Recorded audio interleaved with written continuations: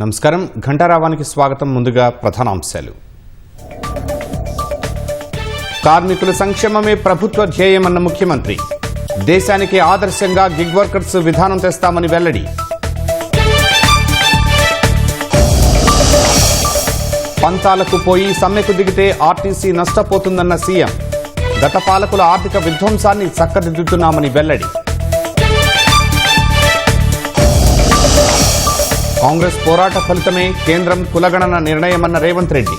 11 ఏళ్లుగా అధికారంలో ఉండి ఎందుకు చేయలేదని సూటి ప్రశ్న. కులగణన నిర్ణయంపై కాంగ్రెస్ వ్యాఖ్యలు సరికాదన్న కిషన్ రెడ్డి. కేంద్రంలో ఉన్నప్పుడు ఎందుకు చేయలేదని బీజేపీ ఎదురుదాడి.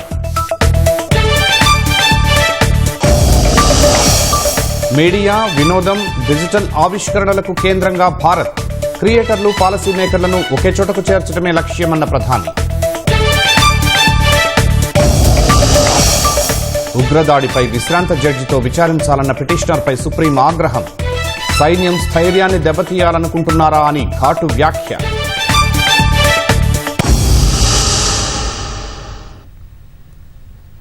రాహుల్ గాంధీ పోరాటం వల్లే కులగణనకు కేంద్రం ముందుకొచ్చిందని ముఖ్యమంత్రి రేవంత్ రెడ్డి స్పష్టం చేశారు. 1000 కిలోమీటర్లు పాదయాత్ర చేసి మోదీ సర్కార్పై ఒత్తిడి తెచ్చి విజయం సాధించారని కొనియాడారు. కులగణనలో కేంద్ర ప్రభుత్వానికి సంపూర్ణంగా సహకరిస్తామని చెప్పారు. ఎప్పట్లోగా పూర్తి చేస్తారు, ఆ తరువాత ఆ లెక్కలతో ఏం చేస్తారో చెప్పాలని డిమాండ్ చేశారు. బీజేపీ రాష్ట్ర నేతల విమర్శల్ని తిప్పికొట్టిన రేవంత్ రెడ్డి 11 ఏళ్లుగా కేంద్రం అధికారంలో ఉన్నారని, మరెందుకు కులగణన చేయలేదని ప్రశ్నించారు. కేంద్రం జనగణనతో పాటు కులగణన కూడా చేస్తామని ప్రకటించడం ముమ్మాటికి రాహుల్ గాంధీ కాంగ్రెస్ పార్టీ విజయమని ముఖ్యమంత్రి రేవంత్ రెడ్డి అన్నారు. హైదరాబాద్ జూబ్లీహిల్స్ లోని ఆయన నివాసంలో పార్టీ నేతలతో కలిసి మాట్లాడారు. రాహుల్ గాంధీ హామీ మేరకే తెలంగాణలో సమగ్ర కుల సర్వే దిగ్విజయంగా నిర్వహించామని పునరుద్ఘాటించారు. కేంద్రం కూడా చెయ్యాలనే డిమాండ్తో ఢిల్లీ జంతర్ మంతర్ వద్ద ధర్నా చేపట్టామని, చివరకు తమ కృషి ఫలించిందని రేవంత్ రెడ్డి హర్షం వ్యక్తం చేశారు.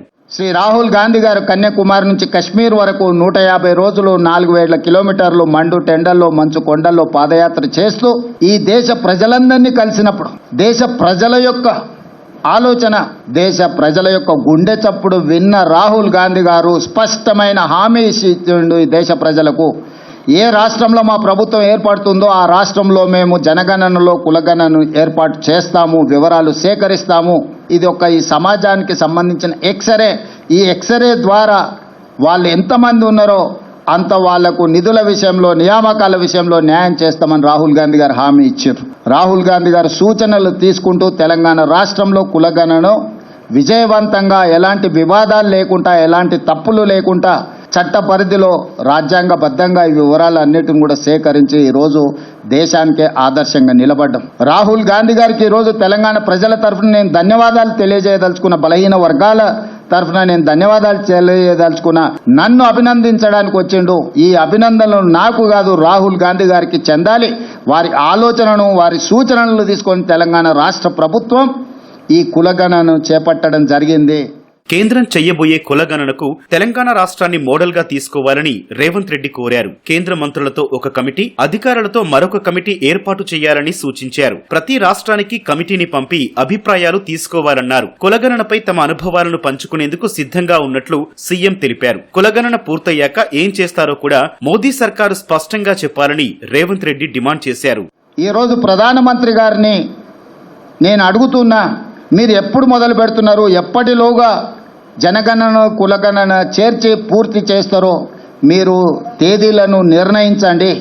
అందుకే నరేంద్ర మోడీ గారికి సూచన చేస్తున్న, గ్రూప్ ఆఫ్ మినిస్టర్స్తో ఒక కమిటీ వేయండి, ఆఫీసర్లతో కూడుకున్న ఇంకొక ఎక్స్పర్ట్స్ కమిటీని వేయండి. తెలంగాణ మోడల్ ఈ దేశానికి రోల్ మోడల్. ఈ రోల్ మోడల్ నుంచి మీరు నేర్చుకోండి, తద్వారా పకడ్బందీగా దీన్ని అమలు చేయండి అని రాహుల్ గాంధీ గారు సూచన చేసిండ్రు. నరేంద్ర మోడీ గారికి సూచన చేస్తూ, మీరు మా ప్రభుత్వం వైపు నుంచి మేము సహకరించడానికి సిద్ధంగా ఉన్నాము, కేంద్ర ప్రభుత్వంతో కలిసి పనిచేయడానికి సిద్ధంగా ఉన్నాం, మా అనుభవాన్ని కేంద్ర ప్రభుత్వంతో పంచుకోవడానికి మాకు ఎలాంటి బేసిజాలు లేవు. కృత్రిమంగా 50% రిజర్వేషన్ ఏదైతే అప్పర్ లిమిట్ క్యాప్ పెట్టినరో దాన్ని తొలగించడమే కాదు, తద్వారా బలహీన వర్గాలకు 42% రిజర్వేషన్లు రావాలి. కాంగ్రెస్ ఒత్తిడితోనే కేంద్రం కులగణనకు ఒప్పుకుందనే అంశంపై రాష్ట్ర బీజేపీ నేతల విమర్శల్ని రేవంత్ రెడ్డి తిప్పికొట్టారు. కిషన్ రెడ్డి, బండి సంజయ్ ను గల్లీ నేతలుగా అభివర్ణించారు. మోదీ సర్కారు ఎందుకు నిర్ణయం తీసుకుందో వారికేం తెలుసని ఎద్దేవా చేశారు. నిన్న మొన్నటి వరకు కులగణనకు వ్యతిరేకంగా మాట్లాడిన బీజేపీ చివరకు తమ ఒత్తిడితో ముందుకొచ్చిందని రేవంత్ రెడ్డి తెలిపారు. ఏదేమైనా రాహుల్ గాంధీని ప్రధాని నరేంద్ర మోదీ ఆదర్శంగా తీసుకున్నందుకు సంతోషమన్నారు. నేను వాళ్ళ మీద ప్రభావం ఉందా లేదా, రాజకీయపరమైన ఆరోపణలు ప్రత్యారోపణలు ఈ సందర్భంగా చేయదలుచుకోలేదు. దేశంలోనే మా ప్రభుత్వం చేసి చూపించింది. ఇలాంటి విమర్శలు చేసే నాయకులను నేను ఒకటే ప్రశ్న అడుగుతున్నా. 11 సంవత్సరాల నుంచి నరేంద్ర మోడీ గారు ఈ దేశ ప్రధానమంత్రిగా ఉన్నాడు. 16-17 రాష్ట్రాలలో మీ ప్రభుత్వమే ఉన్నది. గుజరాత్లో 25 సంవత్సరాల నుంచి మీ ప్రభుత్వం ఉన్నది. మీరు అధికారంలో ఉన్న రాష్ట్రాలలో చేసి మీరు ఆదర్శంగా నిలబడి ఉంటే ఈరోజు తెలంగాణ మోడల్ని మీరు అనుకరించండి అని చెప్పే అవకాశమా మాకు రాకపోతుండే కదా. స్థానిక బీజేపీ నాయకులకు కొంత అసూయ, అసంతృప్తి, మోడీ గారు రేవంత్ రెడ్డి గారి విధానాలను అనుకరిస్తున్నాడు అని కక్కలేక మింగలేక దుఃఖంతో ఉన్నారు. ఇంకా వాళ్ళని ఎందుకు చారి ఇబ్బంది పెడతావు? కేంద్రం జనగణనతో పాటు కులగణన చెయ్యాలని నిర్ణయించడంతో గాంధీ భవన్ వద్ద కాంగ్రెస్ శ్రేణులు సంబరాలు చేసుకున్నాయి. రాహుల్ గాంధీ, రేవంత్ రెడ్డి చిత్రపటాలకు పాలతో అభిషేకం చేశారు. తెలంగాణలో కాంగ్రెస్ ప్రభుత్వం చేసిన కులగణన రోల్ మోడల్ కాదని, అది రాంగ్ మోడల్ అని బీజేపీ దుయ్యబట్టింది. సామాజిక న్యాయం కోసమే జనగణనతో పాటు కులగణన చేయాలని కేంద్రం నిర్ణయం తీసుకుందని స్పష్టం చేసింది. దేశంలో 50 ఏళ్లకు పైగా అధికారంలో ఉన్న కాంగ్రెస్ ఎందుకు కులగణన చేయలేదని బీజేపీ ఎంపీ లక్ష్మణ్ ప్రశ్నించారు. కాంగ్రెస్ పోరాటం వల్లే కులగణనకు మోదీ సర్కార్ నిర్ణయం తీసుకుందని రాహుల్ గాంధీ, రేవంత్ రెడ్డి చెప్పుకోవటం సిగ్గుచేటని కేంద్ర మంత్రి కిషన్ రెడ్డి మండిపడ్డారు. 2011 జనగణనలోనే కులగణన చేర్చాలని సుష్మా స్వరాజ్ ఆనాటి ప్రధానికి లేఖ రాసిన విషయాన్ని కిషన్ రెడ్డి గుర్తు చేశారు. తెలంగాణలో తూతుమంత్రంగా సర్వే చేశారని, బీసీ ముస్లింలు అంటూ కొత్త పదాన్ని చేర్చారని దుయ్యబట్టారు. మత ప్రాతిపాదికన ముస్లింలందరినీ కూడా బీసీలో చేర్పించేటువంటి చర్య ఏదైతే కాంగ్రెస్ పార్టీ చేసిందో దాన్ని ఎట్టి పరిస్థితుల్లో భారతీయ జనతా పార్టీ అంగీకరించదనే విషయాన్ని, మేము చేపట్టబోయేటువంటి కులగణనలో మతం ప్రాతిపాదికన ఏ వర్గాన్ని కూడా బీసీలో చేర్చే ప్రసక్తి లేదని చెప్పి ఈ సందర్భంగా మనం చేస్తున్నాం. ఇది తెలంగాణ రోడ్ మోడల్గా అని ప్రచారం చేసుకుంటున్నారు. ఆ రకమైనటువంటి రాంగ్ రోడ్ మోడల్ మేము తీసుకోము. ఖచ్చితంగా వాస్తవాలకు అనుకూలంగా ప్రతి ఇంటికి వెళ్ళి, దేశంలో మారుమూల ప్రాంతాలలో, గిరిజన తండాలలో, ఏజెన్సీ ఏరియాలో ఉన్నటువంటి ప్రతి ఇంటికి వెళ్ళి చేయబోయేటువంటి జనగణనలో భాగంగానే కులగణన ఉంటుంది తప్ప మీలాగా 50% హౌజెస్కే వెళ్ళి మరి కులగణన జరిగిందని ఒక తంతులాగా నడిపించేటువంటి ప్రసక్తి లేదన్న విషయాన్ని ఈ సందర్భంగా మనవి చేస్తున్నాను. నేను సూటిగా అడగదలుచుకున్నాను ఇవాళ రాహుల్ గాంధీ గారిని. 60 సంవత్సరాలుగా ఈ దేశాన్ని పాలించినటువంటి మీరు కులగణన చేపట్టలేదో ముందు ఈ సమాజానికి, దేశానికి జవాబు చెప్పాల్సిగా నేను డిమాండ్ చేస్తాను. కులాల పేరు మీద రిజర్వేషన్లు ఉండడానికి వీల్లేదన్న వ్యక్తి రాజీవ్ గాంధీ. కాబట్టి కాంగ్రెస్ చరిత్ర మొదటి నుంచి కూడా బీసీల యొక్క హక్కులను కాలరాయడం, బీసీల యొక్క రిజర్వేషన్లు అణిచివేయడం.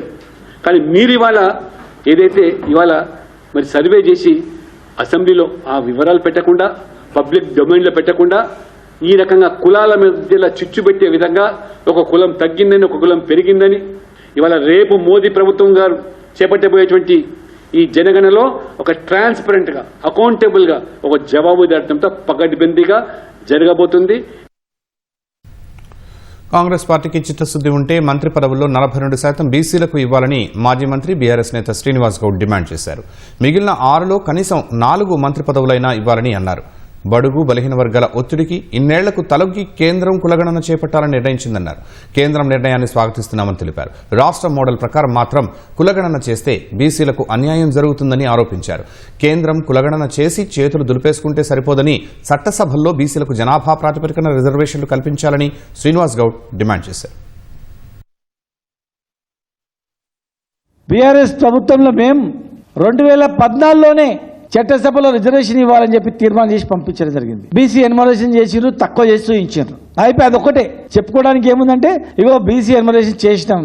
దాంతో పాటు మరి ఏ నోటిఫికేషన్లో రిజర్వేషన్ ఇచ్చారు. నిజంగా కాంగ్రెస్ పార్టీకి బీసీల పట్ల చిత్తశుద్ధి ఉంటే ఇప్పుడు మీ చేతిలో ఉన్నటువంటి 6 మంత్రి పదవులు ఉన్నాయి. 42% కనీసం మీరన్న 42% మంత్రి పదవులన్నా మీరు అమలు చేసి చూపించండి.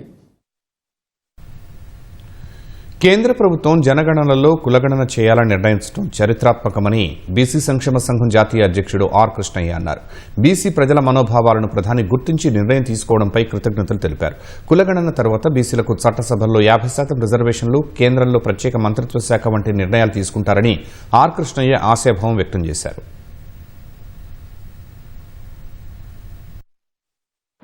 మీరందరూ అనుకుంటున్నారు చట్టసభలు అయ్యేది కాదని.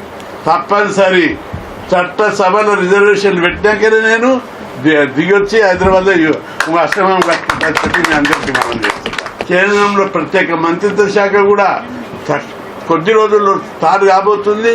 అన్ని రంగాల్లో మన వాటా వస్తుంది. బీసీలకు మంచి రోజులు స్టార్ట్ అయినాయి. కాబట్టి దీన్ని పాజిటివ్గా అన్ని పార్టీలు కూడా దీన్ని పాజిటివ్గా తీసుకోవాలి. ప్రధానమంత్రిని ప్రశంసించాలి అందరూ కూడా. సినీ పరిశ్రమలో కార్మికులు ఎదుర్కొంటున్న సమస్యలను ప్రభుత్వం దృష్టికి తీసుకువెళ్లేందుకు కృషి చేస్తానని ఎఫ్డీసీ చైర్మన్ నిర్మాత దిల్ రాజు తెలిపారు. కార్మిక దినోత్సవాన్ని పురస్కరించుకుని హైదరాబాద్లోని Telugu film industry employees federation కార్యాలయం వద్ద జెండా ఆవిష్కరించి కార్మికులకు మేడే శుభాకాంక్షలు తెలిపారు. ప్రముఖ రచయిత పరుచిరి గోపాలకృష్ణ ఆధ్వర్యంలో సినీ కార్మిక సంఘాలు దిల్ రాజుకు వినతి పత్రం అందజేశారు. ప్రభుత్వ సంక్షేమ పథకాలను సినీ కార్మికులకు అందేలా చొరవ తీసుకోవాలని వారు కోరారు. సినిమా ఇండస్ట్రీలో ఉంటున్న 24 క్రాఫ్ట్స్ సంబంధించి వాళ్ళు ఎఫ్డీసీకి ఇటు గవర్నమెంట్కి కొన్ని వాళ్ళకి కావాల్సిన రిక్వైర్మెంట్స్ అడిగారు. డెఫినెట్గా ఈ సీఎం గారి దృష్టికి తీసుకెళ్ళి వాళ్ళ గురించి ఏం చేయగలుగుతామో ఒక నిర్మాతగా అలాగే ఒక ఎఫ్డీసీ చైర్మన్గా నేను ప్రయత్నం చేస్తాను. సార్కి దిల్ రాజు గారికి మన సినీ కార్మికుల కష్టం అంతా తెలుసు. ఎందుకంటే గతంలో ఉన్న వేజెస్ సమయంలో కూడా దిల్ రాజు గారి యొక్క చైర్మన్ ఆధ్వర్యంలో దిల్ రాజు గారి ఆధ్వర్యంలోనే మాకు వేజెస్ పెరిగాయి. మరలా మా వేజెస్ విషయంలో కానీ అలాగే మా చిన్న కోరికలన్నీ కూడా ఒక మెమోరాండం రూపంలో దిల్ రాజు గారికి ఇవ్వడం జరిగింది. వారి ద్వారా మా కార్మికుల కష్టాలు తీరుతాయని మేము అందరూ ఆశిస్తున్నాము. కోసం వచ్చిన దిల్ రాజు గారు, దిల్ అంటేనే మనసు కాబట్టి ఈ కార్మికులందరి కోరికల్ని దృష్టిలో పెట్టుకుని వచ్చే సంవత్సరానికి ఏదైతే దిగులుగా ఉన్నాయో ఈ కళ్ళు వెలుగుగా ఉండేలా చేసే బాధ్యతను మీకు అప్పచెబుతూ మేము సెలవు తీసుకుంటాం. పంతాలకు పోయి ఆర్టీసీ కార్మికులు సమ్మెకు దిగవద్దని ముఖ్యమంత్రి రేవంత్ రెడ్డి సూచించారు. హైదరాబాద్లో మేడే వేడుకల్లో పాల్గొన్న సీఎం కార్మికులకు శ్రమశక్తి పురస్కారాలు అందించారు. రాష్ట్ర ఆర్థిక పరిస్థితి ఇప్పుడిప్పుడే కుదురుకుంటోందన్న రేవంత్ ఈ సమయంలో సమ్మెబాట పడితే తీరని నష్టం జరుగుతుందన్నారు. గిగ్ వర్కర్ల కోసం ప్రత్యేక పాలసీ తెస్తామని వివరించారు. గత పాలకులు సృష్టించిన ఆర్థిక విధ్వంసాన్ని చక్కదిద్దుతున్న ప్రభుత్వానికి ప్రజలు, కార్మికులు సహకరించాలని కోరారు. కార్మికుల సంక్షేమమే కాంగ్రెస్ ప్రభుత్వ ధ్యేయమని ముఖ్యమంత్రి రేవంత్ రెడ్డి ఉద్ఘాటించారు. అసంఘటిత కార్మికులు, గిగ్ వర్కర్లకు ప్రత్యేక విధానం తెస్తామని హామీ ఇచ్చారు. రవీంద్ర భారతిలో జరిగిన మేడే వేడుకల్లో పాల్గొన్న సీఎం కార్మికులకు శ్రమశక్తి, ఉత్తమ యాజమాన్య అవార్డులు ప్రదానం చేశారు. రాష్ట్ర సాధనలో సింగరేణి, ఆర్టీసీ, విద్యుత్ కార్మికుల పాత్ర మరవలేమన్నారు. ఇప్పుడిప్పుడే ఆర్టీసీని లాభాల బాటలో నడిపిస్తున్నామన్న సీఎం కార్మికులు పట్టింపులకు పోయి సమ్మెకు వెళ్లొద్దని సూచించారు. సమస్యలేవైనా చర్చించేందుకు మంత్రులు తాను సిద్ధంగా ఉన్నట్లు వివరించారు. ఈ 15 నెలలు మాకు నిద్రలేని రాత్రులు ఎన్నో గడిపిన నేను, నా సహచార మంత్రివర్గ సభ్యులు దారిలో పెట్టడానికి, గాడిలో పెట్టడానికి ప్రయత్నం చేస్తున్నాం. మీ అందరి సహకారం ఉండాలి. ముఖ్యంగా ఈ వేదిక మీద నుంచి ఆర్టీసీ కార్మికులకు నేను విజ్ఞప్తి చేస్తున్నా, పంతాలు పట్టింపులకు పోకండి. ఇప్పుడిప్పుడే కుదురుకుంటున్నాం. ఏదైనా విషయాలుంటే మా మంత్రి గారితో చర్చించండి. చేయగలిగింది ఏదున్నా చేస్తాం. లేదా రాష్ట్ర ప్రభుత్వానికి వస్తున్న ఆదాయం మీ చేతికే ఇస్తాం. ప్రతి నెల ఈ రాష్ట్ర ప్రభుత్వానికి వస్తున్న ఆదాయం 18,500 కోట్ల రూపాయలు. ఇందులో 6,500 కోట్ల రూపాయలు అప్పులకు కడుతున్నాం. 6,000 కోట్ల రూపాయలు జీత భత్యాలు పెన్షన్లకు ఇస్తున్నాం. దాదాపుగా 13,000 కోట్ల రూపాయలు తీస్తే మా చేతులున్నాయి 5,500 కోట్ల రూపాయలు. ఇందులో మీకు ప్రతి సంక్షేమ పథకం అమలు చేయాలి. కనీసం 22,500 కోట్ల రూపాయలు ఉంటే ప్రతి నెల ప్రాథమిక అవసరాలు తీర్చుకోగలుగుతాం. ఏ కార్మిక సంఘాల నాయకులకైనా నా విజ్ఞప్తి ఒకటే, ఆర్థిక మంత్రిని, ప్రధాన కార్యదర్శిని, అదే విధంగా ఫైనాన్స్ సెక్రటరీని అందరినీ మీ దగ్గర కూర్చోబెడతా. వచ్చే ఆదాయం మొత్తం మీ చేతిలో పెడతా. ఏదాపమంటారో ఏడ ఖర్చు పెట్టమంటారో మీరే చెప్పుర్రి. అనా పైసా కూడా నేను ఇంటికి తీసుకెళ్లను. ఒక్క పైసా కూడా అవినీతికి పాల్పడను. నేను మీకు మాటిస్తున్నా. కాంగ్రెస్ అధికారం చేపట్టే నాటికి 8,29,000 కోట్లు అప్పు పెట్టి వెళ్లారని సీఎం ఆరోపించారు. 50,000 కోట్లు కాంట్రాక్టర్లకు బిల్లులు, 1,20,000 కోట్లు ఇతర విభాగాల్లో పెండింగ్ పెట్టి వెళ్లారని తెలిపారు. సర్పంచులకు సైతం గత ప్రభుత్వమే బకాయిలు పెట్టిపోయిందని విమర్శించారు. ఈ రోజు 8,29,000 కోట్ల రూపాయల అప్పుతోని డిసెంబర్ 7, 2023 నాడు మా చేతికి అధికారం ఇచ్చిండు. మరి ఈ రోజు నేను అడుగుతున్న మిత్రులారా, 60 సంవత్సరాలు 16 మంది ముఖ్యమంత్రులు 1948 నుంచి 2014 జూన్ 2 వరకు 72,000 కోట్ల రూపాయల అప్పు చేస్తే ఒక వ్యక్తి, ఒక కుటుంబం, ఒక పార్టీ 10 ఏళ్లలో 8,29,000 కోట్ల రూపాయల అప్పు చేసి ఆ అప్పులతోని ఆయన తీసుకున్న తప్పుడు నిర్ణయాలతోని మనకు అధికారం ఇచ్చిండు. విధ్వంసం జరిగింది. ఆర్థిక నేరగాళ్లలాగా ఆర్థిక ఉగ్రవాదం జరిగింది. ఈ దేశంలో, ఈ రాష్ట్రంలో పేదవాడు మరింత పేదవాడైంది. కానీ ఆయన గారి కుటుంబానికి టీవీలు వచ్చినాయి, పేపర్లు వచ్చినాయి, ఫామ్ హౌజులు వచ్చినాయి, వ్యాపారాలు వచ్చినాయి, 1,000 కోట్ల రూపాయల ఆదాయం వచ్చింది. మనందరం దివాలా తీస్తాం ఎట్లా? 72,000 కోట్ల రూపాయల అప్పులున్న తెలంగాణ రాష్ట్రం 8,29,000 కోట్ల రూపాయల అప్పులకెట్లా పోతుంది? ఆయనకు మాత్రం టీవీలు, పేపర్లు, ఫామ్ హౌజులు 1,000 కోట్ల రూపాయల పెట్టుబడులు వచ్చినాయంటే ఏం జరిగిందో తెలంగాణ రాష్ట్రంలో మీరు ఒక్కసారి ఆలోచన చెయ్యండి. ఇన్ని తప్పులు చేసి మళ్ళా వచ్చి చెప్తున్నాడు, నాకు ఇయ్యండి, నా చేతికి ఇస్తే చక్కదిద్దుతాని. 10 ఏళ్ళు ఇచ్చిండ్రు, ఏమెలుగా పెట్టిండ్రు వారు, మీరు ఒకసారి ఆలోచన చేయండి. 15 నెలల పాలనలో 1,58,000 కోట్లు అప్పు చేస్తే అందులో 1,52,000 కోట్లు గత రుణాలకు వడ్డీలే కట్టామని సీఎం వెల్లడించారు. 1,00,000 కోట్లు పెట్టి కట్టిన కాళేశ్వరం 3 ఏళ్లకే కూలిందన్న రేవంత్ రెడ్డి ఒక్కో రూపాయి జమ చేసి గత ప్రభుత్వ అప్పులు కడుతున్నట్లు వివరించారు. దేశంలోనే ఎక్కడా లేని విధంగా ఏడాదిలోనే 60,000 ఉద్యోగాలు ఇచ్చినట్లు సీఎం వెల్లడించారు. గల్ఫ్ కార్మికులకు అండగా ఉంటున్నామని స్పష్టం చేశారు. ఇచ్చిన హామీలన్నీ అమలు చేస్తున్న ప్రజా ప్రభుత్వానికి సహకరించాలని ముఖ్యమంత్రి రేవంత్ రెడ్డి విజ్ఞప్తి చేశారు. ఇయాల ఏ పథకం ఆగలేదు, రైతు భరోసా ఆగలేదు, రైతు రుణమాఫీ ఆగలేదు, షాదీ ముబారక్ ఆగలేదు, కళ్యాణ లక్ష్మి ఆగలేదు. మా ఆడబిడ్డలకు అదనంగా ఉచిత ఆర్టీసీ బస్ ఇచ్చే 5,000 కోట్ల రూపాయలు ఖర్చు పెట్టినాం. సన్న బియ్యం ప్రతి మనిషికి 6 కిలోల చొప్పున 3 కోట్ల మందికి ఇలా సన్న బియ్యం ఇస్తున్నాం. 200 యూనిట్లు ఉచితంగా ప్రతి పేదవాడికి ఇచ్చినాం. 10 లక్షల రూపాయలు రాజీవ్ ఆరోగ్యశ్రీ ఈ రోజు వాళ్ళకి అమలు చేస్తున్నాం. గిగ్ వర్కర్లు ఎక్కడైనా చచ్చిపోతే, ఏదైనా ప్రమాదం జరిగితే 5 లక్షల రూపాయలు ఈ రోజు వాళ్ళని ఆదుకోవడానికి వాళ్ళకు ప్రమాద బీమా పథకాన్ని కూడా ఇవాళ గిగ్ వర్కర్ల కోసం తీసుకొచ్చి పెట్టినాం. నేను అడుగుతున్న ఇవాళ మీరు ఆలోచన చేయండి. ఆనాటి పథకాలను అమలు చేయడమే కాదు, అదనంగా ఆర్టీసీలో ఆడబిడ్డలకు ఉచితంగా బస్సు ప్రయాణం ఇచ్చినాం. 500 రూపాయలకే సిలిండర్ ఇచ్చినాం. ఇట్లా చెప్పుకుంటూ పోతే ప్రతి పథకాన్ని ఈ రోజు రాష్ట్ర ప్రభుత్వం అమలు చేసింది. రాష్ట్ర వ్యాప్తంగా కార్మిక దినోత్సవ వేడుకలు ఘనంగా జరిగాయి. కార్మిక సంఘాల ఆధ్వర్యంలో ఊరువాడ జెండాలు ఆవిష్కరించి సంబరాలు చేసుకున్నారు. మేడే సందర్భంగా శ్రామిక లోకానికి పలువురు శుభాకాంక్షలు తెలిపారు. కార్మికుల హక్కుల కోసం నిరంతరం పోరాడతామని మాజీ సీఎం కేసీఆర్ స్పష్టం చేశారు. రాష్ట్ర వ్యాప్తంగా మేడే వేడుకలు ఘనంగా జరిగాయి. కార్మిక సంఘాల ఆధ్వర్యంలో రాష్ట్ర వ్యాప్తంగా ఎర్ర జెండాలు ఆవిష్కరించి సంబరాలు చేసుకున్నారు. శ్రమని నమ్ముకొని జీవించే కార్మిక లోకానికి పలువురు వామపక్ష నేతలు శుభాకాంక్షలు తెలిపారు. మేడే సందర్భంగా సిపిఎం కేంద్ర కమిటీ సభ్యుడు తమ్మినేని వీరభద్రం ఖమ్మంలో నిర్వహించిన సభలో పాల్గొన్నారు. మేడే సందర్భంగా హైదరాబాద్ ఆర్టీసీ క్రాస్ రోడ్స్ లో సిపిఎం రాష్ట్ర కార్యదర్శి జాన్ వెస్లీ పార్టీ పతాకాన్ని ఆవిష్కరించారు. ఈ నెల 20న కార్మికులు తలపెట్టిన సమ్మెకు సంపూర్ణ మద్దతు ప్రకటిస్తున్నామన్నారు. సామాజిక, ఆర్థిక, రాజకీయ అసమానతలకు, వాళ్ళ హక్కుల సాధన కోసం పోరాటాలని కొనసాగిస్తూ ఆ పోరాటాల్లో భాగంగానే సోషలిస్ట్ వ్యవస్థ నిర్మాణం కోసం పోరాడాల్సిన అవసరం ఉంది. కార్మికులంతా కూడా కలిసి పెద్ద ఎత్తున ఈ నెల 20 తారీఖున సమ్మె కార్యక్రమానికి పిలుపునిచ్చారు. సమ్మెకు మద్దతిస్తూనే ప్రజా సమస్యల పరిష్కారం కోసం పోరాటాలని కొనసాగించాలని చెప్పి ఈ రోజు నుంచి 8 తారీఖు వరకు రాష్ట్ర వ్యాప్తంగా సభలు, ప్రదర్శనలు, కార్యక్రమాలు నిర్వహించాలని చెప్పి ఈ మేడే స్ఫూర్తిని తెలియజేస్తూ ముగిస్తున్నారు. మేడే సందర్భంగా సికింద్రాబాద్ బోయినపల్లి కూరగాయల మార్కెట్ ఆవరణలో ఏఐటీయూసీ ఆధ్వర్యంలో పార్టీ జెండా ఆవిష్కరించి సంబరాలు జరుపుకున్నారు. హైదరాబాద్ గోల్కొండ క్రాస్ రోడ్లోని సిఐటియు రాష్ట్ర కార్యాలయంలో మేడే వేడుకలు ఘనంగా నిర్వహించారు. నిజామాబాద్ జిల్లా బోధన్, బాన్స్వాడ వ్యాప్తంగా కార్మిక దినోత్సవ వేడుకలు జరుపుకున్నారు. మంచిర్యాల జిల్లా మందమరి సింగరేణి కార్మిక వాడల్లో మేడే పురస్కరించుకొని సింగరేణి కార్మికులు బైక్ ర్యాలీ నిర్వహించారు. ఆదిలాబాద్ సిఐటియు కార్యాలయంలో కార్మిక పోరాటంలో మరణించిన వారికి నివాళులు అర్పించారు. కరీంనగర్లో ఏఐటీయూసీ ఆధ్వర్యంలో నిర్వహించిన మేడే వేడుకల్లో సిపిఐ జాతీయ కార్యవర్గ సభ్యుడు చాడా వెంకటరెడ్డి పాల్గొన్నారు. అనంతరం నిర్వహించిన ర్యాలీలో ఆయన పాల్గొన్నారు.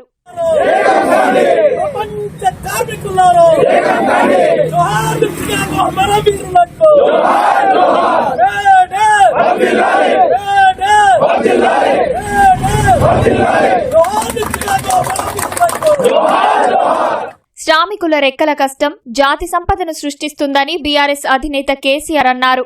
కార్మికుల త్యాగాలకు నివాళిగా వారి హక్కుల కోసం నిరంతరం పోరాడతామని కేసీఆర్ స్పష్టం చేశారు. కార్మికులు సాధించిన విజయాలను మేడే సందర్భంగా స్మరించుకుంటామని మాజీ మంత్రి తలసాని శ్రీనివాస్ యాదవ్ తెలిపారు. మోండా డివిజన్లోని ఓల్డ్ జైల్ ఖానా వద్ద నిర్వహించిన మేడే వేడుకల్లో పాల్గొన్న ఆయన కార్మికులకు మేడే శుభాకాంక్షలు తెలిపారు. భౌగోళికంగా తెలంగాణ తెచ్చుకున్నప్పటికీ సామాజికంగా తెలంగాణ ఇంకా వెనుకబడే ఉందని ఎమ్మెల్సీ కవిత అన్నారు. మేడే సందర్భంగా ఆమె నివాసం వద్ద జరిగిన కార్యక్రమంలో పలువురు కార్మిక సంఘ నాయకులు పాల్గొన్నారు. వారిని సన్మానించిన ఎమ్మెల్సీ వారితో కలిసి సహపంక్తి భోజనంలో పాల్గొన్నారు. కాళేశ్వరం ప్రాజెక్టుపై బీఆర్ఎస్ 1,00,000 కోట్లు వృధా చేయకుండా ఉంటే దక్షిణ తెలంగాణలోని ప్రాజెక్టులు అన్నీ పూర్తయ్యేవని మంత్రి ఉత్తమ్ కుమార్ రెడ్డి వెల్లడించారు. పాలమూరు రంగారెడ్డి ప్రాజెక్టు పనులను పరిశీలించిన మంత్రి వచ్చే మార్చి వరకు ఉమ్మడి మహబూబ్ నగర్ జిల్లాలోని పెండింగ్ ప్రాజెక్టులన్నీ పూర్తి చేస్తామని స్పష్టం చేశారు. పాలమూరు రంగారెడ్డి ఎత్తిపోతల పథకం 0 పాయింట్ హెడ్ రెగ్యులేటర్, విద్యుత్ panel board, substation, Narlapur reservoir, main కెనాల్ను పరిశీలించారు. ప్రాజెక్టు పనులపై అధికారులతో ఆరా తీశారు. విద్యుత్ సబ్స్టేషన్ పూర్తి చేయకముందే మోటార్లను ఎలా ఏర్పాటు చేశారని అధికారులపై ఉత్తమ్ ఆగ్రహం వ్యక్తం చేశారు. పనుల్లో నాణ్యత విషయంలో రాజీ పడొద్దని అధికారులకు చెప్పామన్న మంత్రి మేడిగడ్డ విషయంలో జరిగిన పొరపాట్లు జరగవద్దని అధికారులకు మరోసారి వివరించారు. ఎస్ఎల్బీసీ టన్నెల్ పూర్తి చేయాలని కృతనిశ్చయంతో ఉన్నామన్న సాగునీటి మంత్రి గల్లంతైన వారి ఆచూకీ లభించకపోవడం బాధాకరమని తెలిపారు. బాధిత కుటుంబాలకు ఇప్పటికే పరిహారం అందించామని వెల్లడించారు. పీఎల్ఆర్ఐ పనుల ఆలస్యంపై అసహనం వ్యక్తం చేసిన మంత్రి ఉత్తమ్ R&R ప్యాకేజీ ప్రకారం భూ నిర్వాసితులకు న్యాయం చేసేలా చర్యలు చేపడతామని హామీ ఇచ్చారు. ఉమ్మడి ఆంధ్రప్రదేశ్ కంటే ప్రత్యేక తెలంగాణ రాష్ట్రంలో బీఆర్ఎస్ పరిపాలనలో ఎక్కువ నీళ్లు అక్రమంగా ఆంధ్ర తరలిస్తుంటే నిశ్శబ్ది వైఖరి వహించడం, కొంత అసమర్థత గత బీఆర్ఎస్ ప్రభుత్వంలో జరిగిన విషయం నేను మనవి చేస్తున్నా. వాస్తవంగా ఆ విధంగా కాళేశ్వరం మీద గత ప్రభుత్వం బీఆర్ఎస్ పార్టీ ప్రభుత్వంలో అమూల్యమైన ప్రజాధనం వృధా చేయకుండా ఉంటే దక్షిణ తెలంగాణలో పాలమూరు రంగారెడ్డి మరి సఫిషియెంట్ నిధులిచ్చి పూర్తి చేసే అవకాశం ఉండే. 27,500 కోట్లు ఖర్చు పెట్టి ఒక్కెకరా కూడా ఆయకట్టు ఇవ్వని ఘనత గత బీఆర్ఎస్ ప్రభుత్వానికి చెందింది. ఈరోజు నేను స్పష్టంగా హామీ ఇస్తున్నా, 2 ఏళ్లలో పాలమూరు రంగారెడ్డి పూర్తి చేస్తామని చెప్పి మనం చేస్తాం. హైదరాబాద్ శివారు మహేశ్వరంలోని భూదాన్ భూముల వ్యవహారంలో సర్వోదయ మండలి అధ్యక్షులు ఆర్ శంకర్ నాయక్ను ఈడీ అధికారులు విచారించారు. గతంలో ఆయన భూదాన్ భూములు ప్రజలకు చెందాలంటూ ఆందోళన చేశారు. సైదాబాద్లోని సింగరేణి కాలనీకి వెళ్లిన ఈడీ అధికారులు గంటపాటు ఆయన్ను విచారించి పలు విషయాలు తెలుసుకున్నారు. భూదాన్ భూములకి చెందిన 2 డాక్యుమెంట్లు అతని వద్ద నుంచి తీసుకువెళ్లారు. ఇటీవల హైదరాబాద్లో 5 చోట్ల ఈడీ అధికారులు సోదాలు చేశారు. నాగారంలోని భూదాన్ భూములను సంబంధించి పాతబస్తీకి చెందిన ఖదీరున్నీసా, మునావర్ ఖాన్, మహమ్మద్ లతీఫ్ షర్ఫాన్, అఖ్తర్ షర్ఫాన్, మహమ్మద్ సుకూర్ ఇళ్లు ఫామ్ హౌస్లలో సోదాలు చేశారు. సోదాల్లో పలు క్రయ విక్రయాల డాక్యుమెంట్లు, 23 లక్షల నగదు, 2.78 లక్షల విలువైన 12,000 యుఏఈ తీరమ్స్, 45 పురాతన కార్లు స్వాధీనం చేసుకున్నారు. భూదాన్ భూముల వ్యవహారంలో దర్యాప్తు ఇంకా కొనసాగుతోందని ఈడీ అధికారులు తెలిపారు.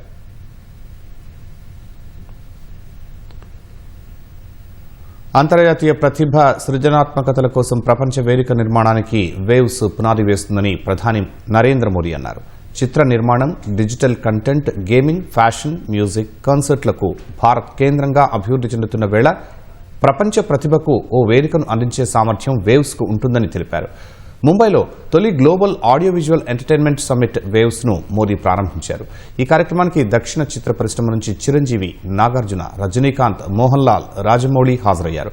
బాలీవుడ్ నుంచి షారుఖ్ ఖాన్, అమీర్ ఖాన్, జాకీ ష్రాఫ్, అక్షయ్ కుమార్, అనుపమ్ ఖేర్, దీపికా పదుకొణె, ఆలియా భట్, ఇతర చిత్ర ప్రముఖులు వచ్చారు. ప్రపంచవ్యాప్తంగా ఉన్న creators, startups, industry leaders policy మేకర్లను ఒకే చోట చేర్చి భారత్ను మీడియా, వినోదం, డిజిటల్ ఆవిష్కరణలకు ప్రపంచ కేంద్రంగా మార్చడమే వేవ్స్ లక్ష్యమని మోదీ ఈ సందర్భంగా తెలిపారు. సామాజిక మాధ్యమాలు, ఓటీటీల్లో అసభ్య కంటెంట్ను ఉద్దేశించి మాట్లాడిన ప్రధాని సమాజంలో బాధ్యతతో కూడిన సృజనాత్మకత ఉండటం ముఖ్యమన్నారు. మనుషులు రోబోల్లా మారకూడదని హితవు పలికిన మోదీ మా నవ సమాజ సున్నితత్వాన్ని కాపాడాల్సిన అవసరాన్ని నొక్కి చెప్పారు. మారుతున్న సాంకేతికతతో స్క్రీన్ పరిమాణం మినిగా మారుతున్నప్పటికీ భారతదేశం కథలు బ్లాక్ బస్టర్ అవుతున్నాయని మోదీ పేర్కొన్నారు.